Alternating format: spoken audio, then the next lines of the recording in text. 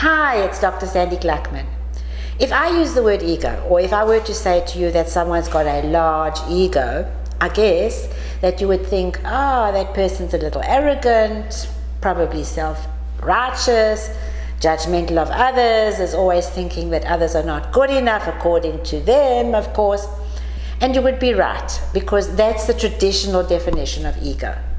But there is another ego that so many people are unaware of. And that's the ego that instead of what I just described of judging others and beating up on others, it is the ego that judges ourselves and beats up on ourselves.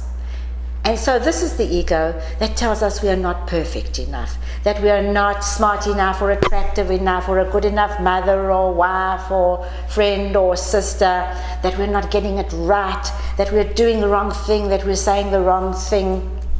Essentially, what this ego does is it constantly tells us that we are not good enough.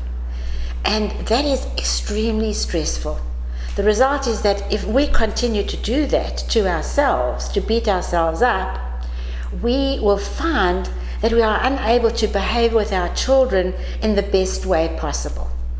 We may be behaving towards them or saying things to them that are not productive for them as they struggle with their learning behavior or mood challenges. So it becomes really important for us to be able to be mindful of when we are doing this, to become aware of the fact that we are doing this to ourselves so that we can stop it, because then we can stop the build-up of the stress and we are able to behave with our children in much more happy, healthy kind of ways. So how do we do this?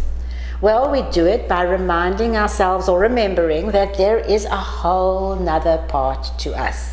There is a part of us who knows that we are good enough, a part of us who honors the uniqueness of who we are, who is proud of who we are. Certainly there's room for growth in all of us, but we love who we are.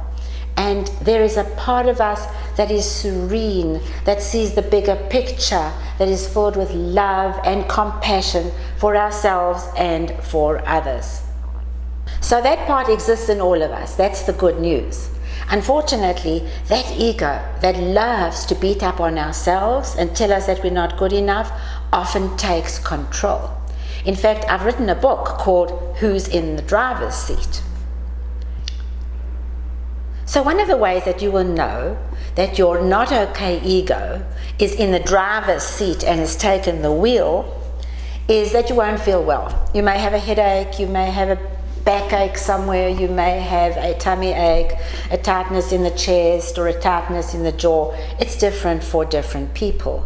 But that will be your first signal to say to you that your not okay ego is taking control.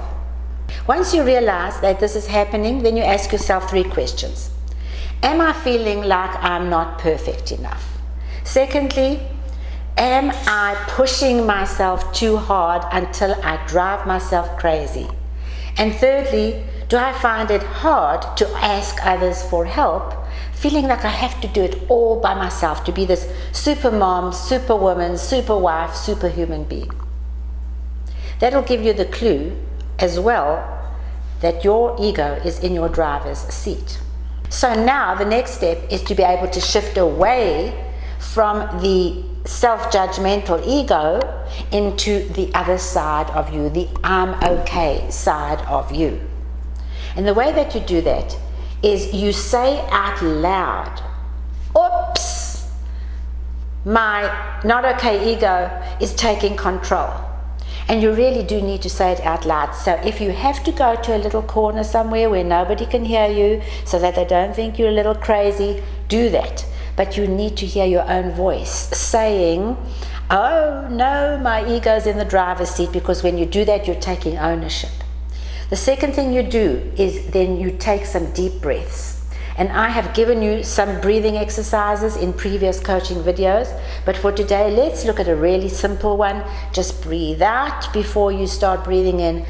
Deep breath in for the count of 4. Hold for the count of 4. Deep breath out again for the count of 4. Breathe in again, count of 4. Hold for the count of 4 and breathe all the way out, letting go, letting go, letting go for the count of 4. And do that as many times as you can.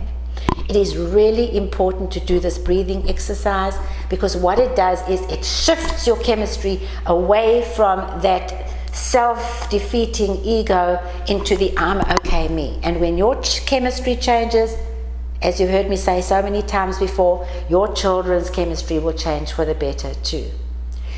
And then the third thing that you do is you think about 3 things that you are so deeply grateful for. And let yourself stay with that feeling of gratitude.